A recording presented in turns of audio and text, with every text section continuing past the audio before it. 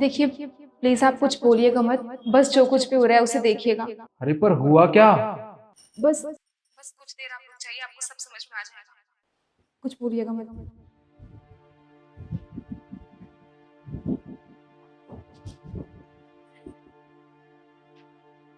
पैर साइड कर लो।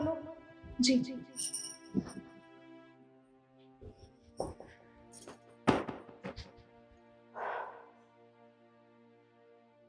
खाना बन गया? नहीं मम्मी जी, बस बनाने ही जा रही थी खाना। मैंने तुझे कितनी बार बोला है कि काम समय से हो जाना चाहिए, और खाना अब तक बना कैसे नहीं? बोल कर गई थी ना कि हमारे आने से पहले खाना बन जाना चाहिए। वो घर में और भी बहुत सारे काम थे, मैंने घर की सफाई भी कर दी और सारे कपड़े भी धो के डाल दिए, बस खाना ही रह गया था। मुझे लगा आप लोग लेट आएंगे तो तभी बना दूंगी। बना देती हूँ, तो जाके ना पहले खाना बना, क्योंकि हमें बहुत तेज भूख लगी है।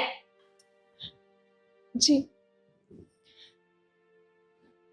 वैसे मम्मी जी, दीदी, आप लोगों ने कभी ये सोचा है कि अगर इन्हें पता चला कि इन्हीं के घर में इन्हीं की पत्नी के साथ इन्हीं की माँ और बहन इतना गंदा सलूक करती हैं तो इन्हें कैसा लगेगा?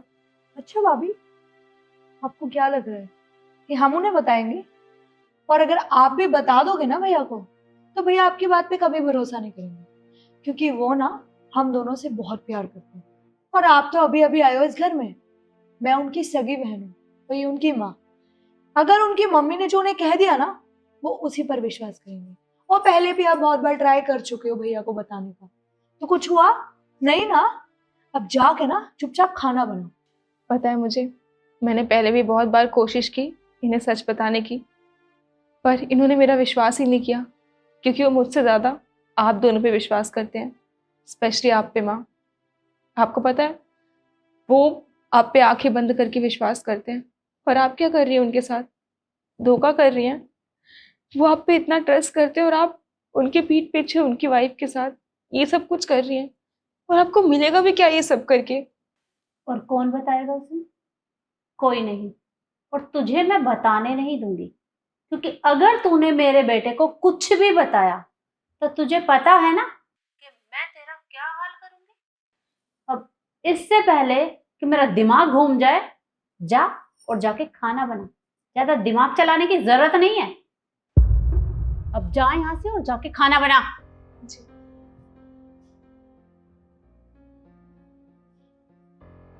ये शायद भूल गई है बेटा कि मेरा बेटा सिर्फ मेरी सुनता है, क्योंकि इसका पति वो बाद में है, पहले वो मेरा बेटा है।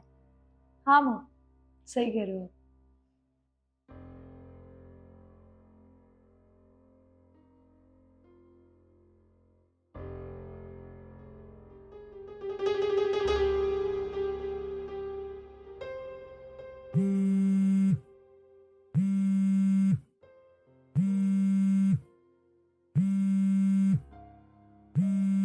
तेरे भाई का फोन।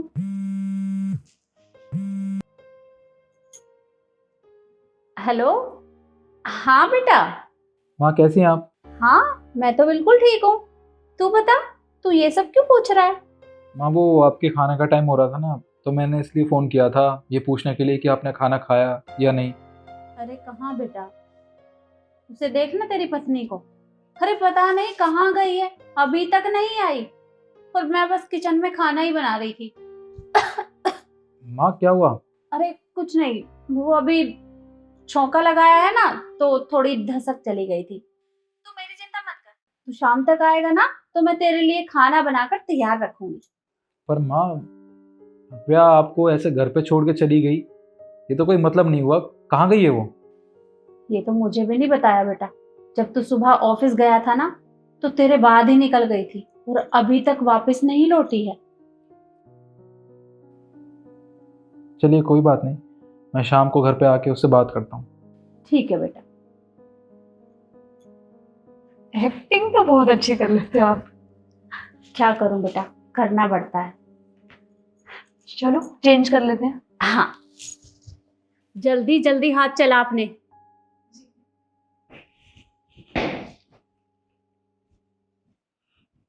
निखिल बेटा,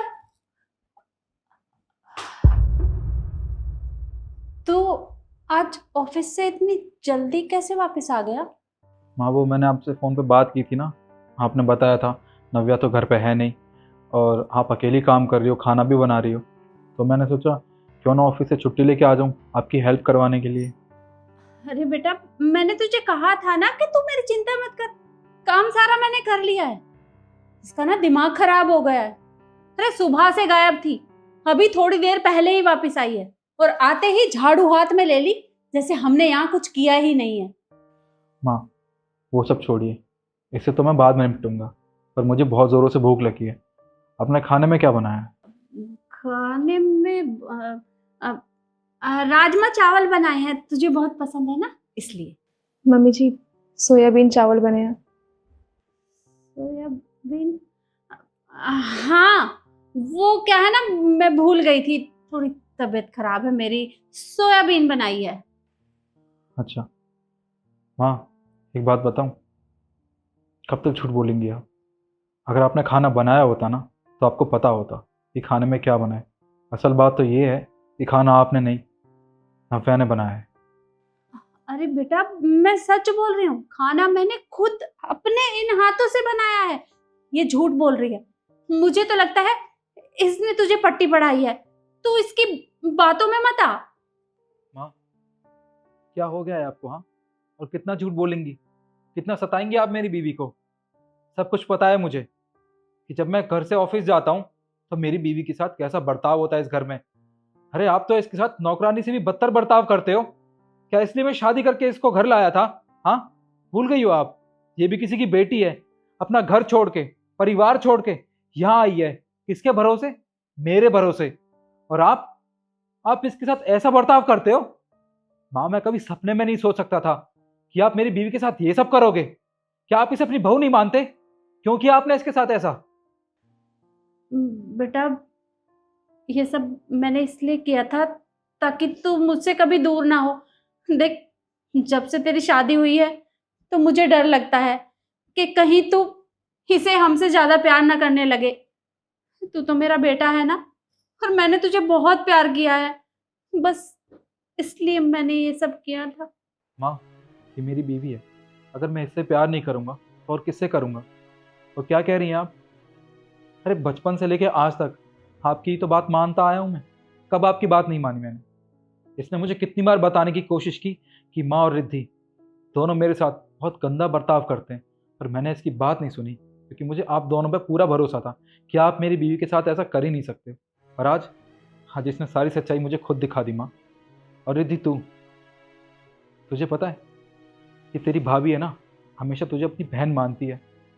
जब भी हम दोनों बाजार जाते थे ना शॉपिंग के लिए, तो खुद से पहले ये तेरे बारे में सोचती थी कि रिद्धि दीदी के लिए ये ले लेते हैं वो ले लेते हैं, पर तूने ना कभी इसे अपनी भाभी का दर्जा ही नहीं दिया।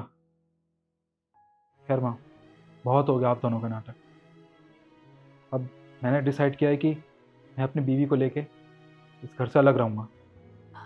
अरे नहीं नहीं बेटा, देख तू ये घर छोड़कर मत जा। अरे तू मेरा इकलौता बेटा है और तेरे बगैर हम इस घर में नहीं रह सकते। अरे हमारा मन नहीं लगेगा।